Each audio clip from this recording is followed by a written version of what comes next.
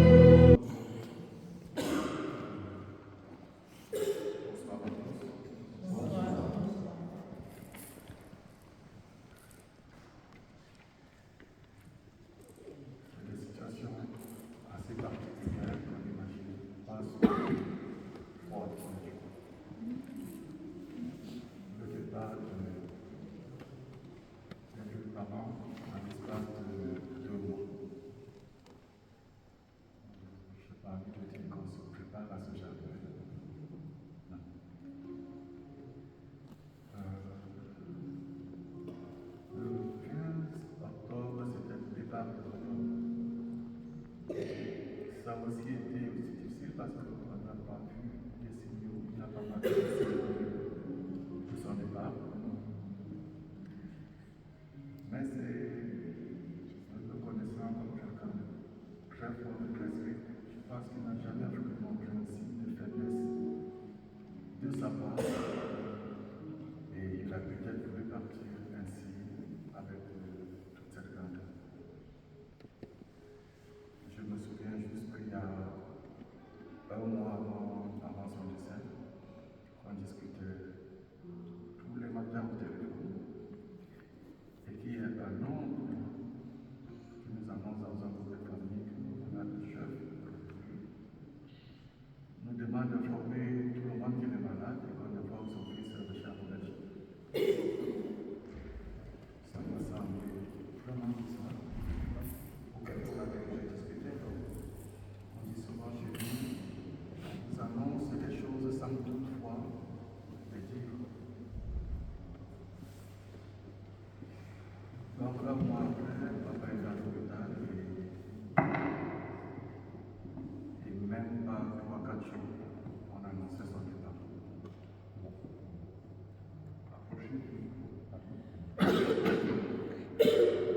Et même pas 3-4 jours, on annonçait son départ. Alors, on nous a parlé à un moment donné des maladies qui se sont succédées, mais le médecin n'a même pas eu le temps de comprendre ce qui se passait. On a été dans le choc parce qu'on ne se prépare pas à ce genre d'événement. On a été tous dans le choc. Ma soeur Suzy qui n'est pas là, avec qui on a dû partager plusieurs moments de conférence sur WhatsApp avec le Cameroun pour comprendre aussi ce qui se passe ou ce qui se passe. Parce qu'on ne réalisait toujours pas. Jusqu'au moment où on m'a appelé, on m'a demandé de trouver une solution pour mettre papa à la mort. Il fallait accepter déjà que ça arrive. Dans ces moments assez compliqués, depuis le 15 octobre, on avait décidé de faire la veillée, faire son enterrement au mois de décembre.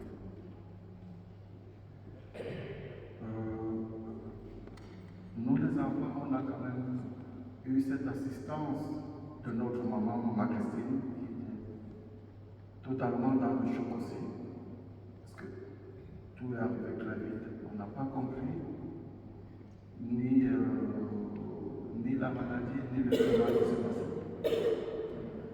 Donc, en descendant, il était question qu'elle nous attendait au Cameroun pour organisé le deuil de papa. Elle avait déjà pris les devants. Le préparatif au niveau de la cuisine, je suis là chez moi. Et seulement, le jour où je descends une semaine et demie avant les obsèques de papa, je suis arrivé à Douala et que la mère me dise, oui, tu es arrivé, oui, tu es. Elle me dit, madame m'a demandé 2 fois que tu es arrivé. Je dis, oui, maman, je suis arrivé. Elle me dit, mais maintenant il se fait tard, donc on ne sort pas la nuit. On dit souvent chez l'ambassade, bébé et bébé, le dehors n'est pas bon, reste à la maison, ne sors pas. Tu viendras me voir demain matin. Donc, effectivement, le lendemain matin, je me suis levé, je l'ai appelé. Je dis, bon, voilà, je suis en route, je suis à peine arrivé 2 fois. Et tout ce qu'elle m'a dit, c'est, en venant avec toi au magasin chez vous, prends-moi un sac de riz parce que je dois recevoir la confirmation. Une précision, c'est que les 2 sont anciennes églises. Je dois recevoir la congrégation de l'église pour préparer la messe et le départ de papa. Okay.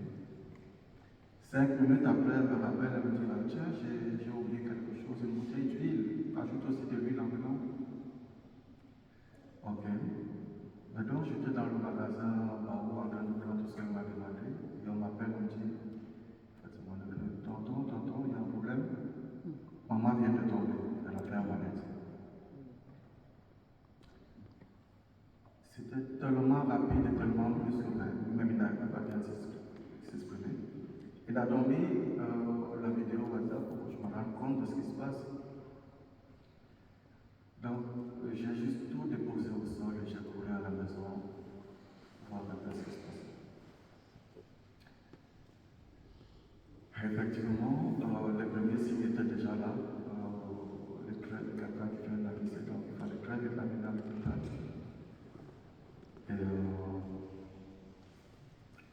Et arrivé à l'hôpital général, la prise en charge a été faite selon l'hôpital. Mais 2-3 jours après, maman est rentrée dans le coma.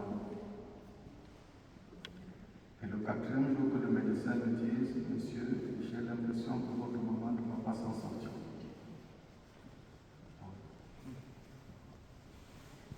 J'étais encore à Douala et le père, il était à Yaoundé, à la mort de Yaoundé, donc je ne comprenais même pas ce qui se passait.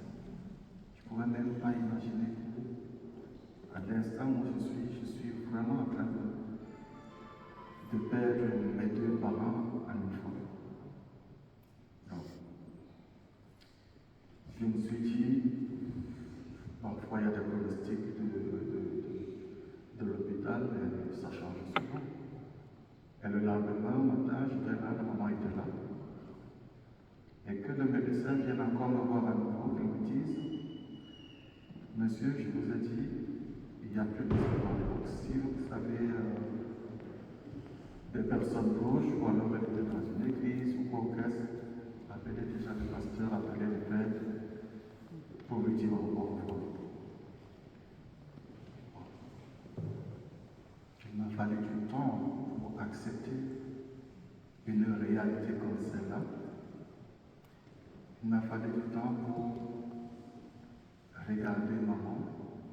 En fait, je suis arrivé, je ne l'ai pas vue, je l'ai vu coucher et je suis en train de l'accompagner pour ces derniers instants. Je me suis dit que le monde était injuste. Mais qui sommes-nous pour décider?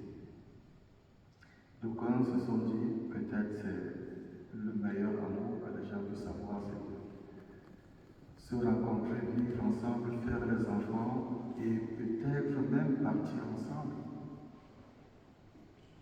Pour nous, c'est assez douloureux. Mais c'était le cas, on va l'accepter. Il a donc été difficile pour moi de tourner le dos à maman à l'hôpital. Parce qu'entre-temps, à Yaoundé, il n'y avait encore rien qui avait été fait. Il fallait que je me dise, maman, envie de dire j'arrive, mais je sais qu'on ne se verra plus. Je vais à Yaoundé, je vais m'occuper de papa, et après je viens te voir.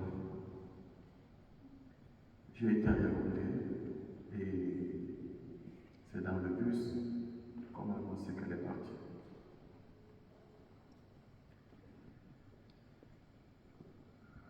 À Yaoundé, on a fait le nécessaire. On a été jusqu'à Makane, parce que le village de départ c'est Makane et papa. Où on a fait les obsèques de papa, j'ai envie de dire, assez difficilement, mais on a pu l'accompagner de façon digne. Il y avait toujours ce vide de savoir qu'est-ce qu'on va faire pour la suite. On a même voulu à un moment donné les accompagner tous les deux. Mon aveu, c'était juste aussi pour la maman, parce qu'elle aussi, elle avait son droit d'être accompagnée dignement. Donc on a décidé avec le conseil de ma sœur de